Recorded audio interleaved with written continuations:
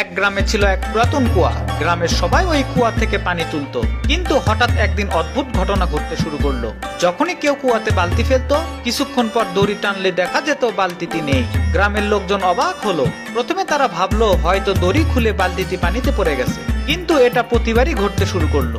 তখন গ্রামের লোকজন বলতে শুরু করলো এই কুয়ায় নিশ্চয়ই ভূত আছে।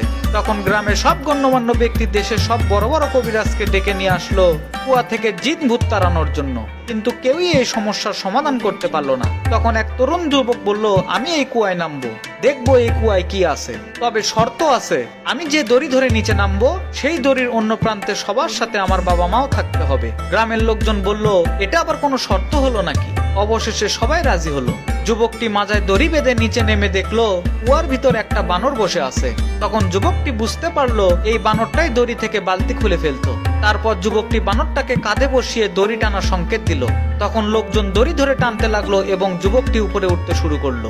অন্ধকারে যুবকের কাঁধে বসা বানরটাকে দেখে সবাই বলতে লাগলো, কুয়া থেকে ভূত উঠে আসছে রে, সবাই পালা।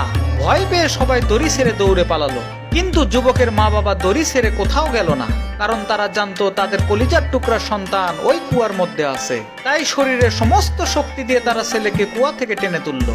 এরপর যখন যুবকটি উপরে উঠলো, তখন গ্রামের সবাই দেখলো যুবক কাঁধে করে বানর নিয়ে এসেছে। তখন যুবকটি গ্রামবাসীকে বলল, এই কারণে আমি বলেছিলাম সবার সাথে আমার মা বাবাও দড়ি ধরে থাকতে হবে। প্রিয় ভাইরা, এখান থেকেই বোঝা যায় আপনার বিপদে সবাই পালিয়ে গেলেও আপনার মা বাবা কখনোই আপনাকে ছেড়ে পালাবে না, ইনশাআল্লাহ।